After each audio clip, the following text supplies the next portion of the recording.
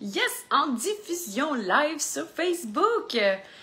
J'ai décidé en fait de vous faire des chroniques régulièrement sur certains outils qui pourraient vraiment nettement vous aider. Pour ceux qui ne me connaissent pas, Valérie Dussault, donc expertise en alimentation fonctionnelle, j'ai une maîtrise en nutrition également. Je suis bien excitée aujourd'hui de pouvoir discuter en fait des ballonnements. En fait, j'aurais dû écrire même dans ma description ventre qui gonfle comme une femme enceinte, même si vous êtes un homme, vous pouvez comprendre ça. Des gaz régulièrement ou des enjeux digestifs style constipation. Évidemment, je suis pas tout seul aujourd'hui. Vous avez le droit à ma fille qui est juste à côté. Évidemment, c'est ça. Avant tout, je suis aussi maman. Donc, vous allez avoir ma petite fille à côté qui va peut-être faire des petits bruits, mais ne vous en faites pas, elle va collaborer tout le long de mon émission avec vous. Donc, aujourd'hui, vivez-vous des ballonnements, des gaz, de la constipation, des diarrhées, bref, un changement de la consistance des selles de façon chronique. Qu'est-ce qu'on fait avec ça? Habituellement, ce que j'entends, puis ça c'est les histoires que j'entends souvent de mes clients, c'est soit utiliser un laxatif pour amener une régularité des selles, mais c'est comme si on dépend à ce moment-là de cet usage-là. Ce que j'entends également, c'est d'utiliser des enzymes digestives ou d'utiliser quelque chose pour masquer le symptôme. Ou ce que je peux entendre, c'est d'éviter tous les aliments. Puis habituellement, les enjeux que les gens qui viennent me voir, qui ont des enjeux de ballonnement, de gaz, autant de constipation, certains ont déjà identifié les aliments qui étaient irritants. Et les aliments qui ressortent souvent, c'est la famille peut-être FODMAP, pour ceux qui connaissent. Puis là, j'ai quelques personnes qui se connectent en ce moment. Là, on est 9. Est-ce qu'on peut m'envoyer des pouces si vous connaissez à l'alimentation FODMAP? Qu'est-ce que c'est ça, Val? Je commence en force sur mes 11, là. L'alimentation FODMAP, s'il n'y a pas de pouces, parce que je comprends que FODMAP, en fait, c'est un acronyme pour mentionner tous les types de fibres. Les types de fibres, en fait, qui pourraient faire fermenter une flore intestinale. C'est l'ail, l'oignon, poivron vert, chou de Bruxelles, chou-fleur, brocoli, une grande quantité de noix. On pourrait rentrer dans la fructane du blé, pas nécessairement le gluten, mais la fructane du blé. Donc, des fois, la personne va réagir à ce moment-là. Et aussi, on va rentrer dans la famille du lactose. Donc, le lactose peut être un sucre fermenticible qui... Patricia, désolée, intermittent. Tu manges? Oui. Tu veux-tu être sur la caméra? Oui. Je vous présente ma fille.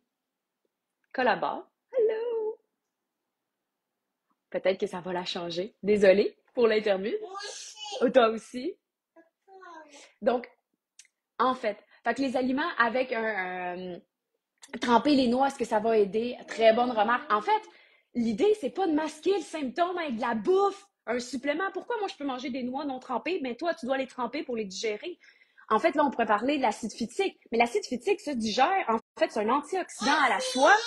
Pour certains, ça peut être un peu plus difficile au niveau de la digestion à cause de la flore intestinale. D'où pourquoi on rentre dans le milieu de la flore intestinale. Donc, la flore intestinale, en fait, c'est un endroit, en fait, un environnement de tous vos micro-organismes. Donc, on peut avoir des bonnes bactéries, des mauvaises bactéries, puis dépendamment de votre écosystème, de votre flore intestinale, c'est là, en fait, qu'on va voir si c'est plus propice à avoir des ballonnements à cause de votre flore intestinale. Donc, l'idée, en fait, c'est d'aller voir qu'est-ce qui se passe dans votre flore intestinale à vous qui fait en sorte qu'on a des ballonnements, des gonflements ou un changement de la texture des selles. On est plus bactéries qu'humains, puis sérieusement, on le dit vraiment pas assez. Quand je parle de ça, des fois, j'ai l'impression d'être une bibite pour vous parler de bibite. C'est vraiment là que ça m'intéresse à vous parler peut-être d'une surcroissance de bibites dans la flore intestinale. Envoyez-moi des pouces si vous connaissez c'est quoi une surcroissance de bactéries dans la flore intestinale ou des commentaires. Pour certains, peut-être que vous avez entendu le mot SIBO, S-I-B-O, Small Intestine Bactery Overgrowth. Est-ce que c'est quelque chose que vous connaissez? Je ne vois pas de pouce, je ne vois pas de cœur. Est-ce que c'est quelque chose que vous connaissez?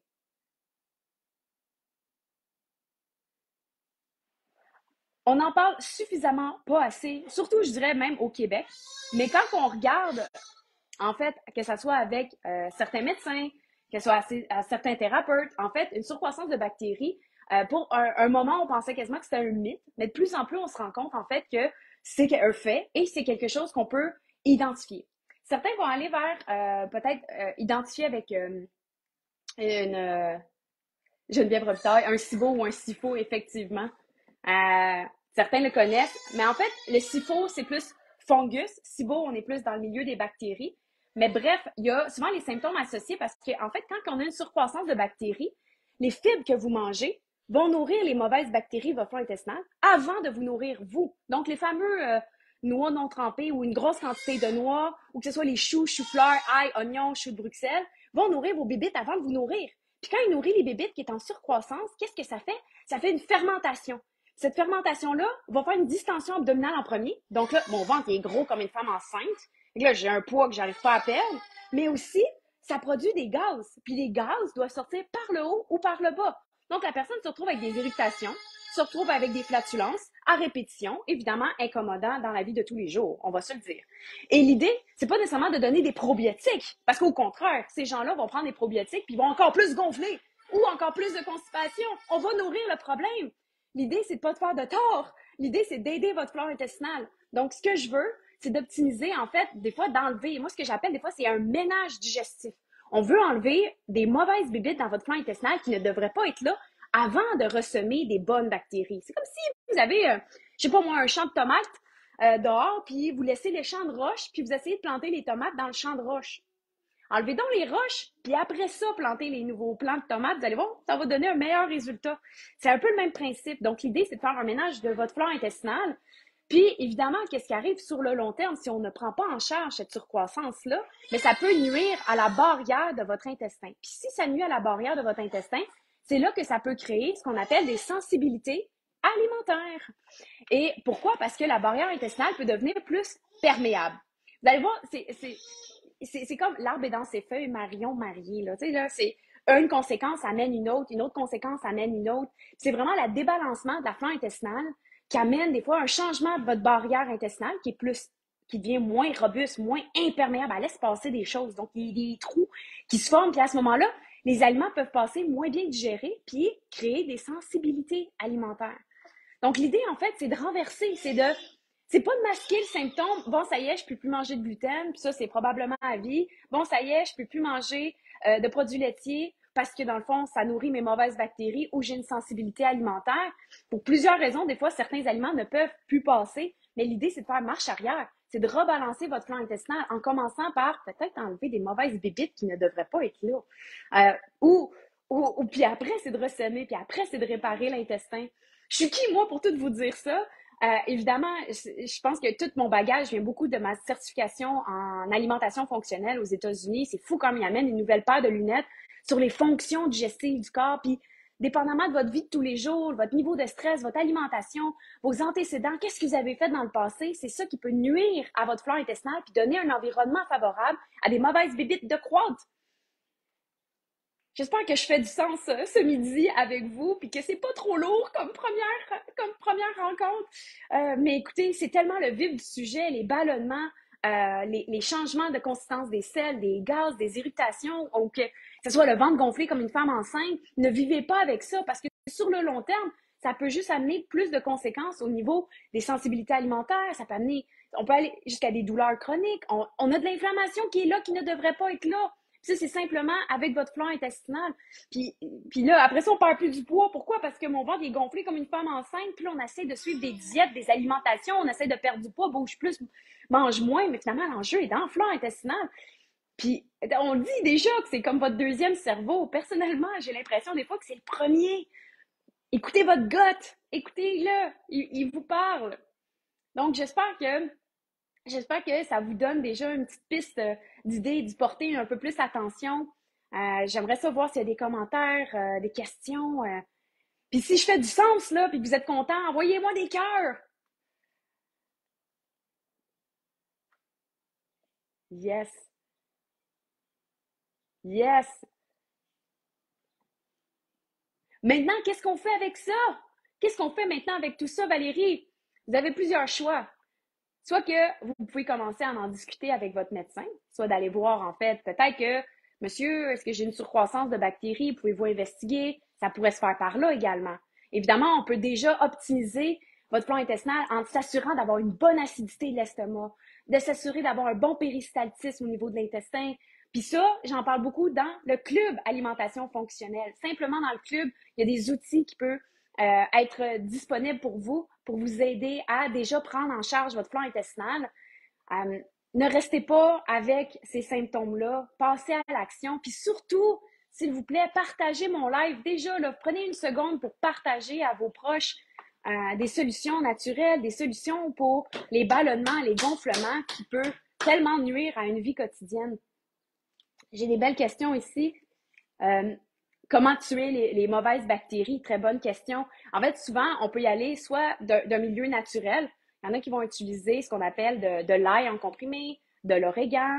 On peut utiliser de la berberine également, ce qui a été démontré aussi efficace qu'un traitement antibiotique. Évidemment, il y a l'enjeu qui peut être les antibiotiques. Donc, évidemment, c'est un syndrome. Donc, il peut être vraiment pris en charge également par un médecin, dépendamment de l'ampleur. Donc, première chose, je vous invite beaucoup à consulter votre médecin avant d'utiliser surtout les produits de santé naturelle. Ne faites pas ça par vous-même. Soyez encadrés pour s'assurer que ça se passe bien. Quel aliment suggères-tu? Évidemment, en attendant, certains suivent déjà l'alimentation sans FODMAP à la base parce que ça les soulage. Ils sentent déjà être mieux. Donc, en attendant de régler le problème, que ça, c'est soit dans un milieu naturel ou que ce soit avec le médecin, à ce moment-là, on peut utiliser l'alimentation FODMAP le temps de soulager. Mais ce qui est impressionnant, c'est qu'une fois que c'est terminé, que ce soit dans l'approche naturelle ou avec les antibiotiques, souvent les aliments riches en FODMAP passent. À moins que ça soit des sensibilités alimentaires. Puis ça sera secondaire à un intestin qui est plus perméable. Donc, des trous dans l'intestin. Là, on parle de sensibilité alimentaire. C'est une autre discussion, sujet pour une autre émission. Là, je vous parle vraiment de votre flore intestinale, la prise en charge de vos bébites. Vous avez le dessus. Ils ont le dessus sur vous, évidemment, mais vous êtes capable de prendre le dessus. Puis c'est vraiment un cercle vicieux. Hein? On dit que les bébites dans notre flore intestinale influencent notre cerveau parce qu'ils produisent les neurotransmetteurs. Fait que des fois, ils font en sorte qu'ils ne vous donnent pas la motivation de prendre en charge votre flore intestinale. Au contraire, il faut passer par-dessus. Il faut optimiser votre flore intestinale. Merci, Pascal. Yes, je vois que certains arrivent, viennent de se connecter. Allô, allô, allô, inquiétez-vous pas, ça va être en rediffusion. Sans faute, vous allez pouvoir me réécouter sur les solutions dans le contexte des ballonnements, gonflements, que ça soit aussi les changements des textures des selles qui peut nettement venir d'une flore intestinale finalement débalancée. Le beau mot, c'est une dysbiose intestinale, là, donc un beau mot Scrabble qui est le débalancement des bonnes et mauvaises bactéries. Donc, portez une attention également aux mauvaises bactéries. Ne pas prendre pour acquis que j'en ai pas et d'essayer juste de nourrir votre flore intestinale, car la solution peut se trouver vraiment dans l'élimination des petites bibites qui ne sont pas vraiment le bienvenu dans votre flore intestinale. Donc, j'espère que vous avez déjà partagé la vidéo. J'espère que vous l'avez partagée à vos proches pour leur dire qu'est-ce qui s'en est, quelles sont les solutions.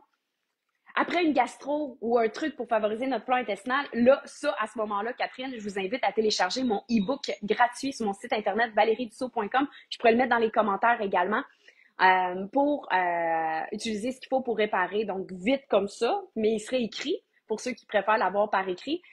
On parle plus, en fait, des bouillons d'os. On peut parler des légumes fermentés. De commencer à reprendre le dessus de la flore intestinale, bien entendu. Mais évidemment, on ne fait peut-être pas ça le jour 1 d'une gastro. Hein? Laissez peut-être la bébite faire sa job et surtout pensez à vous réhydrater. C'est tout le temps ça qu'on oublie. On dirait qu'on essaie de manger, mais non, non, non, essayez pas de manger quand vous vivez une gastro, mais vraiment d'utiliser ce qu'il faut pour vous réhydrater, puis par la suite, de réintégrer peut-être des aliments plus cuits versus crus pour optimiser votre digestion, mais aussi penser à bouillon d'os et légumes fermentés, kéfir peut-être sans produits laitiers, kéfir de coco serait peut-être un meilleur outil. J'espère que je réponds, mais sinon, nettement, téléchargez mon e-book gratuit sur l'intestin hyperperméable qui va vous aider à réparer la flore intestinale. Mais j'ai du monde, effectivement, que quand ils ont vécu une gastro, ils ont des problèmes. Quand ils ont eu une gastro, après ça, ils ont des problèmes de flore intestinale, style ballonnement, gonflement. Fait que là, ça serait d'investiguer la flore intestinale pour être sûr que ça n'a pas fait de dommages, que ça n'a pas amené d'autres enjeux dans la flore intestinale. Fait que c'était une excellente question parce que ça peut faire partie d'un élément déclencheur d'une dysbiose intestinale. Autant quelqu'un qui a pris énormément d'antibiotiques dans leur vie ou pendant un an de temps, tout d'un coup, bang, plein de ballonnements, plein de gonflements. Il y en a que l'élément déclencheur, c'est une intoxication alimentaire. Donc, ils viennent de s'intoxiquer à la salmonelle, puis à ce moment-là, ils se retrouvent avec plein de ballonnements, gonflements, puis là, ça l'a, dans le fond, porté un milieu favorable à une surcroissance de la flore intestinale. Donc, oui, ça peut être un élément déclencheur également. Fait que c'était une excellente question. Il y en a que c'est post une chirurgie, donc qui a été, quand vous êtes, anesthésie générale complet. Évidemment, le péristaltisme, le mouvement naturel de votre intestin n'a plus lieu pendant que vous êtes endormi. Donc, quand on se réveille, ça peut prendre 2-3 jours, mais on se retrouve avec un intestin qui n'est pas capable de faire un bon péristaltisme. Fait qu'on dirait depuis ma chirurgie, pour X, Y, Z raison, ma digestion est plus aussi bonne. Par la suite, il y en a qui prennent la médication qui réduit le péristaltisme. On peut parler des médicaments qui réduisent l'acidité de l'estomac, qui peut nuire sur le long terme à la flore intestinale. C'est fou comment il y a plusieurs facteurs qui peuvent débalancer une flore intestinale. Puis c'est pour ça, en fait, que je vous amène à vous amener à prendre en charge la première étape qui serait de porter une attention, de reconnaître les symptômes. C'est aussi simple que ça. De reconnaître les symptômes, commencer à investiguer, soit avec un médecin, soit évidemment d'aller voir les bonnes fonctions digestives pour déjà s'intéresser, prendre en charge votre flore intestinale pour prendre le dessus, pour voir déjà une amélioration. Parce qu'évidemment, quand vous notez une amélioration, là, vous êtes encouragé de continuer. C'est-à-dire, OK, là, ma barrière intestinale, OK, ça m'intéresse, OK. Après ça, l'acidité, OK, pour se protéger, pour être sûr que les choses ne reviennent pas. Donc, c'est vraiment ça que je veux vous amener à faire, c'est de prendre en charge votre flore intestinale. Donc, contente, Carolina, de trouver ça très intéressant. Combien de temps doit-on suivre l'alimentation FODMAP, les plantes pour réguler les mauvaises bactéries avant de pouvoir introduire d'autres aliments et probiotiques? Ça dépend en fait de chaque personne. J'ai du monde qui peut faire des plantes pour éliminer des mauvaises choses dans la flore intestinale pendant au moins 6 semaines. Ils vont pas nécessairement suivre la diète FODMAP stricte pendant cette période-là. C'est juste, dans le fond, pour soulager les symptômes. Donc, si la personne en mange, ça va pas faire en sorte qu'on recommence au début. Donc, ça peut être pendant 6 semaines. Il y en a qui ont besoin un peu plus. Ça peut dépendre un peu de la situation, en fait, au niveau de la personne, mais 6 semaines, c'est déjà une bonne idée. Hey, c'est super! Mes 35 personnes qui sont là, je vous remercie tellement. J'espère que ça a allumé une cloche, que ça vous a donné un outil de plus, quelque chose à regarder que peut-être que vous n'aviez pas vu.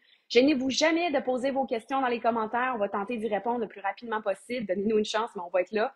Puis, s'il vous plaît, partagez, commentez, partagez à vos proches qui sachent que des outils qui existent. Ne restez pas prises avec des ballonnements et surtout, ne masquez pas vos symptômes sur le long terme avec un médicament, un supplément ou un aliment. Il y a des solutions. C'est dans votre flore intestinale. La solution, elle se trouve là. C'est peut-être là le problème, mais la solution est là aussi. Fait que venez rebalancer votre écosystème de votre flore intestinale. Pensez-y. Soyez des super humains sur votre digestion, là. J'attends ça de votre part. Prenez soin de vous. Merci de votre présence. À très bientôt. Merci.